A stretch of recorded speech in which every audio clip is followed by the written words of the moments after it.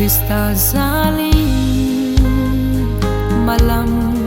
kanosing Krista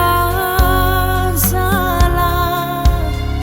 kalsong sing kahi kat sinalam sao hen hạ lệ sông lê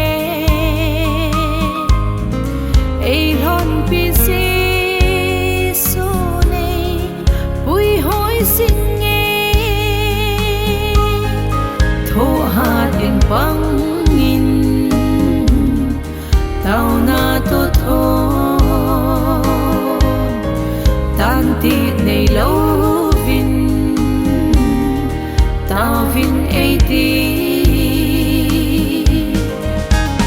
pakai ang sung adil sun pathei na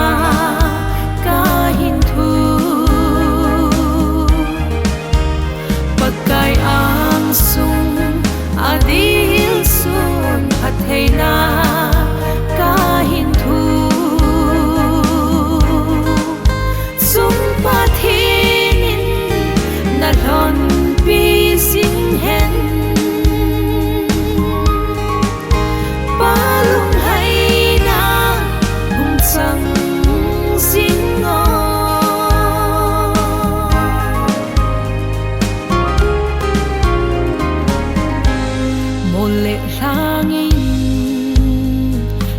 khen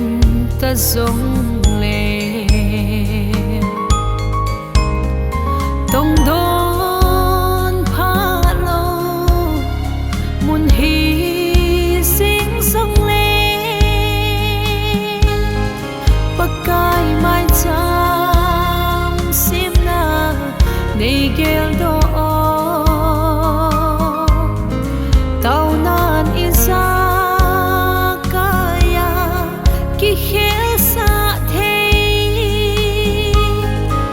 sa hungin ka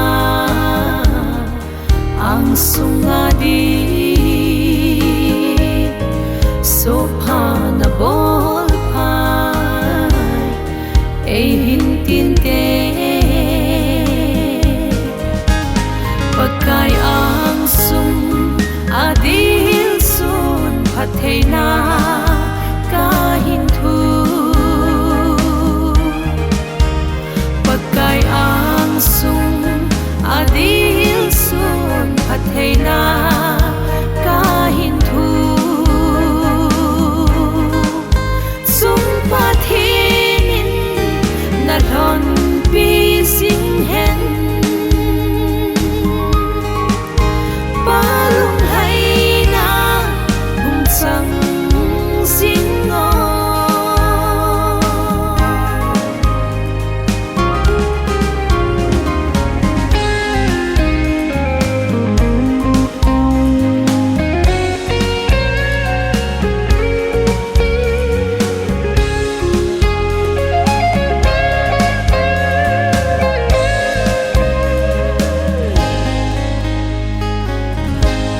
lung tuk gam son malam kanosing lung tuk mo so din ka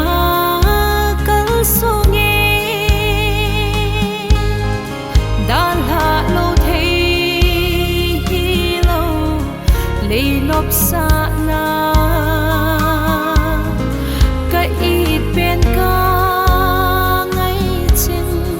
nông xuân ta nghe đàn hạ này lâu vinh cơn sông dâu lâu nhân thế là sen kỳ ba na